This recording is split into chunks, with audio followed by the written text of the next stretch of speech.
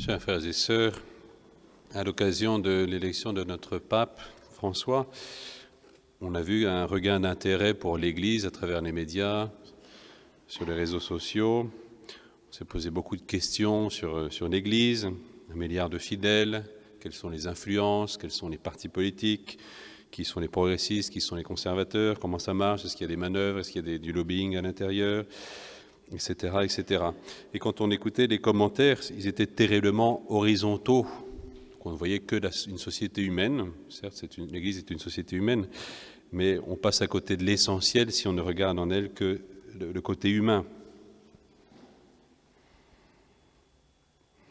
Ces événements récents, les lectures que nous venons d'entendre sont une invitation à méditer sur le mystère de l'Église.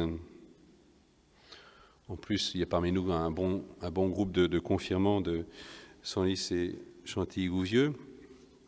Donc c'est une occasion rêvée pour méditer sur le mystère de l'Église, puisque par la confirmation, et la présence de l'évêque vient justement à la confirmation pour manifester justement combien celui qui reçoit la confirmation est agrégé à l'Église de manière particulière, devient son témoin, son porte-parole.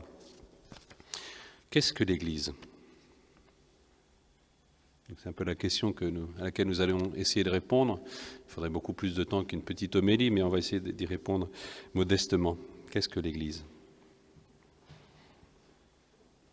Nous répondons avec le Concile, avec le catéchisme. L'Église, c'est le peuple de Dieu. L'Église, c'est le corps du Christ. L'Église, c'est le temple de l'Esprit Saint. Nous voyons à travers les lectures que l'Église s'enracine dans le mystère d'Israël, dans le peuple d'Israël. Nous avons entendu dans les Actes des Apôtres comment justement l'Église, qui était d'abord composée des Juifs, s'est ouverte aux païens, comment les débats se sont réalisés, comment il y a eu un premier concile, une première discussion qui ont permis justement d'ouvrir l'Église à toutes les nations païennes. L'Église est le peuple de Dieu, dont Israël était la figure. Comment on rentre dans l'Église ? On y rentre par le baptême. Ce ne sont plus les rites de l'Ancienne Alliance qui font ce peuple, qui constituent ce peuple, mais le baptême. Par le baptême, nous sommes vraiment fils et filles de Dieu. Comme peuple, nous sommes régis par une loi, c'est la loi nouvelle, la loi que Jésus nous a enseignée. Aimez-vous les uns les autres comme je vous ai aimés.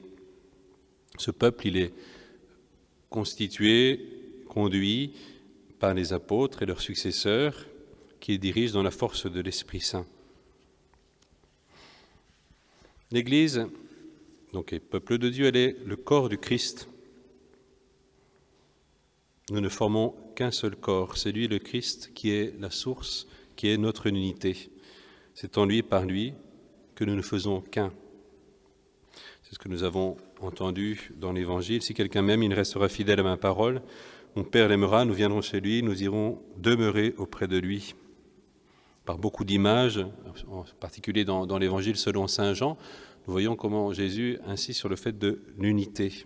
Cette unité, cette cohésion, nous la trouvons en lui. Et ce qui fait l'unité et la cohésion de l'Église, c'est justement cet amour du Christ. Ce n'est pas d'abord un parti ou des idées en commun, c'est cet amour du Christ qui doit nous irriguer. C'est d'abord lui, Jésus, qui a payé le prix fort, qui nous a aimés le premier. C'est lui que nous célébrons en chaque Eucharistie, c'est lui qui nous nourrit dans chaque Eucharistie. Il n'y a pas de plus grand amour que de donner sa vie pour ceux qu'on aime. Il nous a donné l'exemple et il nous donne la force de le vivre. Et c'est par lui que nous pouvons grandir dans cette unité.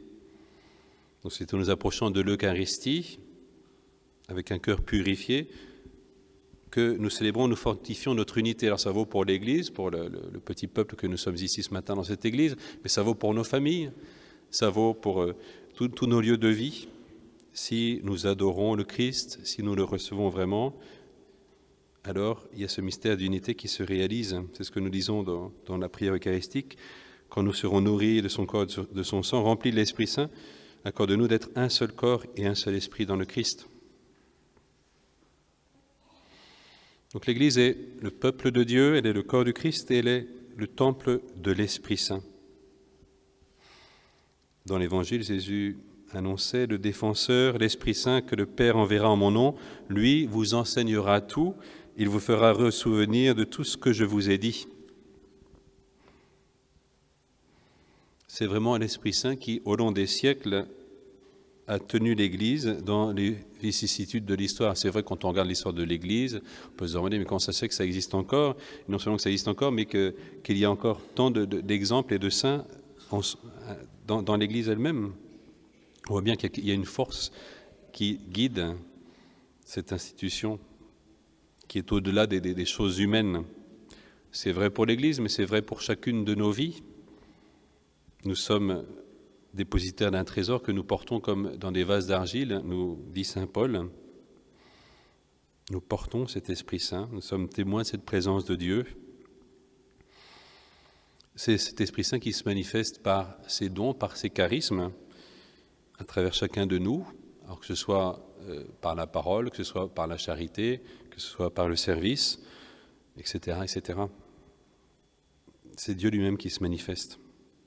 On peut penser aux fruits merveilleux qui ont été portés tout au long de l'histoire et qui sont portés encore aujourd'hui par ceux qui mènent une vie sainte, chacun de nous qui sommes invités à mener une vie sainte dès maintenant.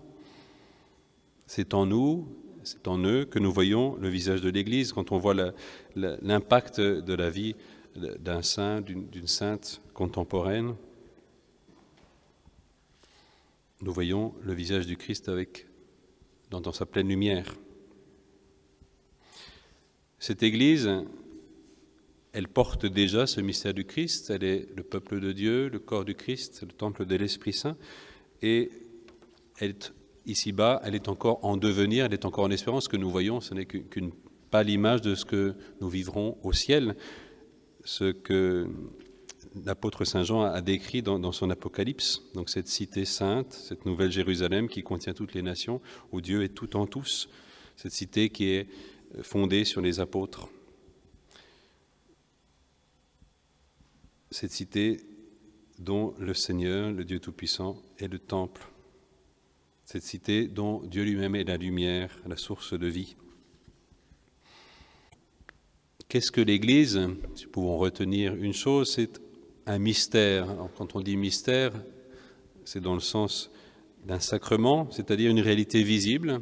On voit des personnes, une institution qui est concrète, qui est aussi faible et pécheresse quelquefois, mais qui porte une grâce, qui porte un don de Dieu extraordinaire qui la dépasse.